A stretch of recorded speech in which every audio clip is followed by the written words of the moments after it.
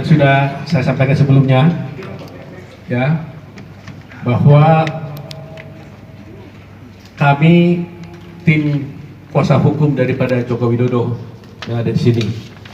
Ada Dame, ada Bostam, ada Firman, ada Dwi, ada Yakub, ada Nurul, ada Andra, dan juga ada Bunyani. Ini kami semua ini mewakili Bapak Joko Widodo dan termasuk juga keluarga beliau dan Ibu Iriana.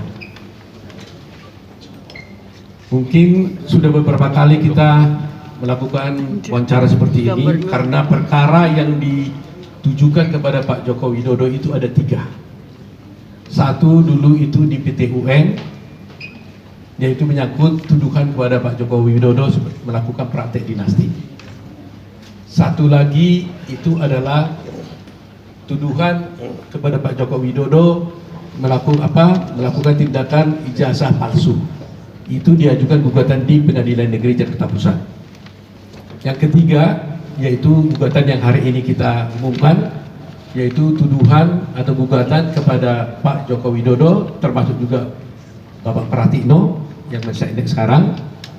Dituduh Pak Jokowi ini juga sebagai ayah kandung daripada Gibran, dituduh tidak melakukan perbuatan apapun dan tidak menghalangi KPU maupun Gibran mencalonkan diri sebagai calon wakil presiden pada waktu itu.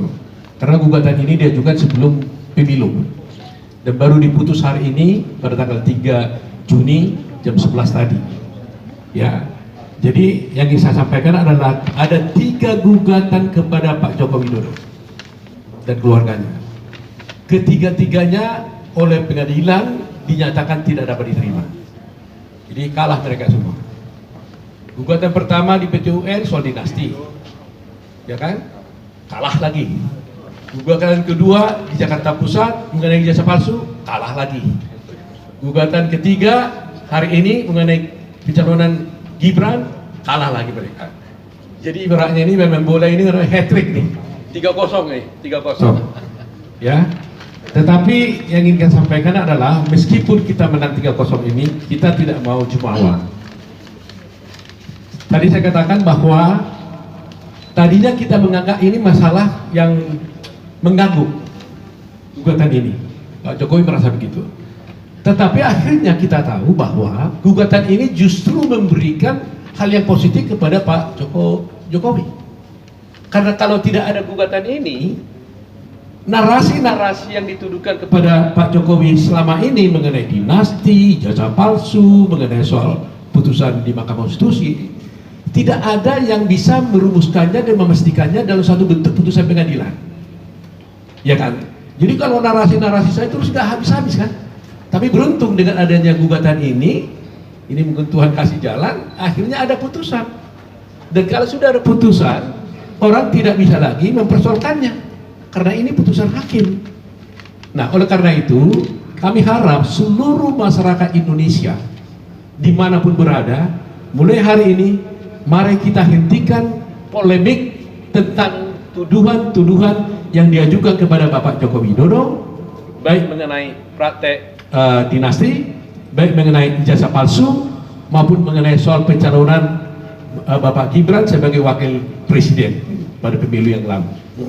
Itu kita hentikan karena sudah ada putusan pengadilan. Jadi kita tidak perlu lagi berargumen tuduh sana tuduh sini dan sebagainya. Kalau ada yang bertanya, baca aja putusan pengadilan. Kalau ada yang menuduh, silahkan baca putusan pengadilan. Itu ending daripada semuanya. Jadi nama baik Pak Presiden dengan putusan ini menjadi bersih.